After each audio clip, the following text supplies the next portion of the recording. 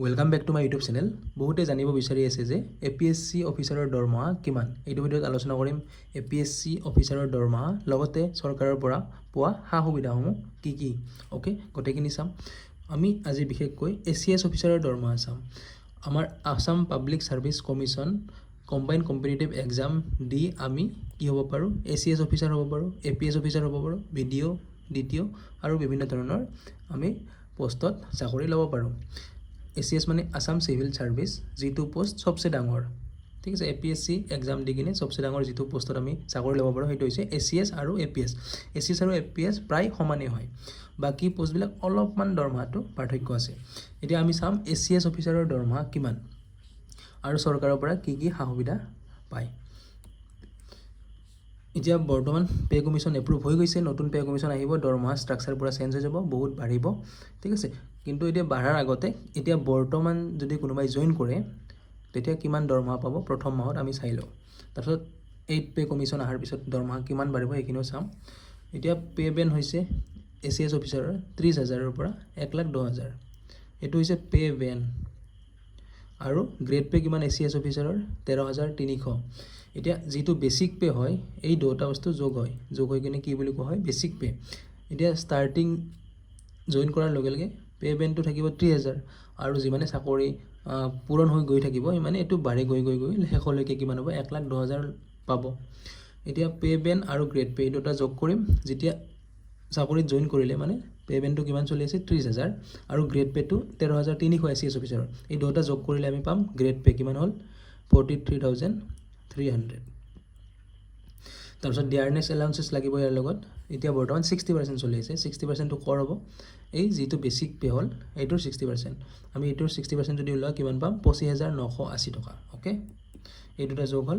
তাৰপিছত house rent এলাউন্সেছ, যিটো ঘৰ ভাড়া আমি চৰকাৰৰ ফালৰ পৰা পাই চৰকাৰী চাকৰিয়ালসকলে। তেনেকৈ ডাঙৰ চহৰত হ'লে 10% কিহৰ, বেচিক পেৰ। যদি অলপমান সৰু চহৰ হয় তেতিয়া 9%, গাঁৱৰ নিচিনা ঠাইত হ'লে 8%। এনেকৈ ঠাই বিশেষকৈ এই HRটো বেলেগ বেলেগ।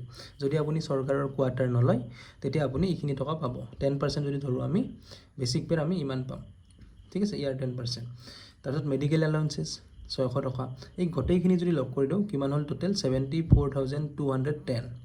এইটো হ'ব গ্ৰছ চেলাৰী, মানে আমাৰ কিমান চেলাৰী বনে ACS অফিচাৰ এজন জইন কৰাৰ লগে লগে। ইয়াৰ লগত আৰু থাকিব স্পেচিয়েল এলাউন্সেছো থাকে। স্পেচিয়েল কিছুমান টাস্ক যদি চৰকাৰে দিয়ে টাস্ক, তেতিয়া স্পেচিয়েল এলাউন্সেছো পাব। তাৰপিছত আৰু ট্ৰেন্সপৰ্টৰ এলাউন্সেছো পাব। ঠিক আছে, ট্ৰেন্সপৰ্ট এলাউন্স এইখিনিও যোগ কৰা হ'ব, পিছত মই গোটেইখিনি বুজাই দিম। এতিয়া গ্ৰছ পালোঁ আমি এইখিনি প্লাছ এইখিনি।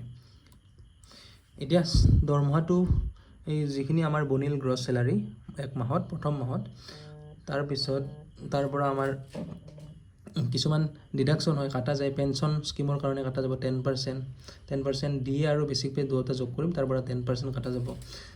ঠিক আছে, ইঞ্চুৰেঞ্চৰ কাৰণে 300 টকা, আৰু এইটো হেল্থ ইঞ্চুৰেঞ্চৰ কাৰণে এইটো 500 টকা, আৰু প্ৰফেশ্যনেল টেক্স 208 টকা। টোটেল ডিডাকশ্যন কিমান হ'ব, 7,950। এইটো প্ৰায় 50-100 টকা ইফালে হ'ব পাৰে। এতিয়া এইখিনি যদি আমি মাইনাছ কৰোঁ, যিটো আমাৰ গ্ৰছ আছিল, যিমান চেলাৰী বনিছিল তাৰ পৰা এইখিনি আমি মাইনাছ কৰিম। এইখিনি প্ৰত্যেক মাহত কাটা যাব। এইখিনি কাটি কিনে আমি যিমান পাম সেইখিনি আমি হাতত পাম, ইন হেণ্ড চেলাৰী। এইখিনি আমি হাতত চেলাৰী পাম। তাৰ লগত কি যোগ হ'ব, স্পেচিয়েল এলাউন্সেছ যোগ হ'ব। যদি আপুনি স্পেচিয়েল টাস্কৰ কাৰণে আপোনাৰ ডিউটি লাগিছে কোনোবা ঠাইত বা কোনোবা পোষ্টত। তাৰপিছত ট্ৰেভেলিং এলাউন্সেছ এইখিনিও আমাৰ লগ লাগিব, আৰু এইখিনি লগ লাগি কিনে আমাৰ ইন হেণ্ড চেলাৰীটো আহিব প্ৰায় 70,000 পৰা 75,000। অ'কে, এতিয়া এইখিনি হ'ল আমাৰ before pay commission. Pay commission এতিয়ালৈকে লাগু হোৱা নাই, লাগু হোৱাৰ এতিয়া আগত, এতিয়া বৰ্তমান যি চলিছে সেই হিচাপে। আৰু বাকী ফেচিলিটিছ কি কি পাব, অফিচিয়েল ৰেচিডেঞ্চ পাব। ঠিক আছে, চৰকাৰী ঘৰ, চৰকাৰী গাড়ী, ড্ৰাইভাৰ। ঠিক আছে, পাৰ্চনেল ছিকিউৰিটি অফিচাৰ, এস্কৰ্ট পাব, ক'ৰবাত যাব লগা হ'লে লগত পুলিচ পাব, হোম গাৰ্ড পাব, ৰান্ধনি পাব, হাউচ কিপিং ষ্টাফ পাব, ঘৰত কাম কৰা, বাৰ্বাৰ পাব। ঠিক আছে, ডিউটিৰ কাৰণে ক'ৰবাত যাব লাগিলে ট্ৰেইনৰ টিকেট, AC ট্ৰেইনৰ টিকেট পাব, এয়াৰ টিকেট ফ্ৰীত পাব। আৰু গভৰ্ণমেণ্টৰ যিবিলাক গেষ্ট হাউচ থাকে, বিভিন্ন ধৰণৰ থাকে, সেইবিলাকো এক্সেছ পাব, সেইবিলাকতো থাকিব পাৰিব ফ্ৰীত। এতিয়া 8 পে কমিশ্যনৰ পাছত কি হ'ব, যিহেতু 8 পে কমিশ্যন আমাৰ এপ্ৰুভ হৈ গৈছে চৰকাৰৰ ফালৰ পৰা, আৰু এইটো লাগু হ'ব 1 জানুৱাৰী 2026 যেতিয়া লাগু হ'ব, যিদিনৰ পৰা ষ্টাৰ্ট হ'ব পইচা দিয়া, প্ৰায় 2027ৰ মাজভাগৰ মানৰ পৰা দিয়া ষ্টাৰ্ট হ'ব। এতিয়া যিখিনি দৰমহা বাঢ়িল পে কমিশ্যন হিচাপত, নতুন পে কমিশ্যন হিচাপত, সেইখিনি যিখিনি বাঢ়িল এতিয়ালৈকে 27ত যিদিনা দৰমহাখিনি দিয়া হ'ব, বাঢ়া দৰমহাটো, তেতিয়া 1 জানুৱাৰী 2026ৰ পৰা যিমান বাঢ়াখিনি জমা হৈ গ'ল একেলগে এৰিয়াৰ হিচাপে দি দিব। ঠিক আছে। আৰু 8 পে কমিশ্যনটোত কিমান দৰমহা বাঢ়িব? আমি জানো যে এটা চৰকাৰে ফিটমেণ্ট ফেক্টৰ দিব। আমি সকলোৱে আশা কৰিছোঁ 2.50ৰ পৰা 2.80 ফিটমেণ্ট ফেক্টৰ আশা কৰি সকলোৱে আছে চৰকাৰী কৰ্মচাৰীসকলে। এই ফিটমেণ্ট ফেক্টৰ যিটো দিব চৰকাৰে, তাৰ লগত আমি যিটো বেচিক পে, বৰ্তমান যিটো বেচিক পে চলি আছে সেইটোৰ লগত মাল্টিপ্লাই কৰি দিম।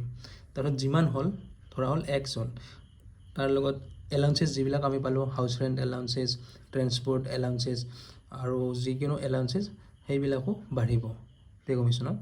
সেইখিনি আমি যোগ কৰি দিলোঁ, Y বুলি ধৰি দিলোঁ।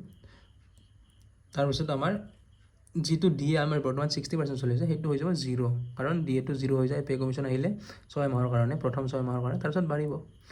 এতিয়া এই বাঢ়া এলাউঞ্চেছখিনি আৰু এই যিখিনি বেচিক পেৰ পৰা মাল্টিপ্লাই কৰি আমি যিখিনি পালোঁ, বেচিক পে আৰু ফিটমেণ্ট ফেক্টৰ, এই দুখিনি যোগ কৰি আমি যিমান পাম সেইটো হৈছে নতুন চেলাৰী।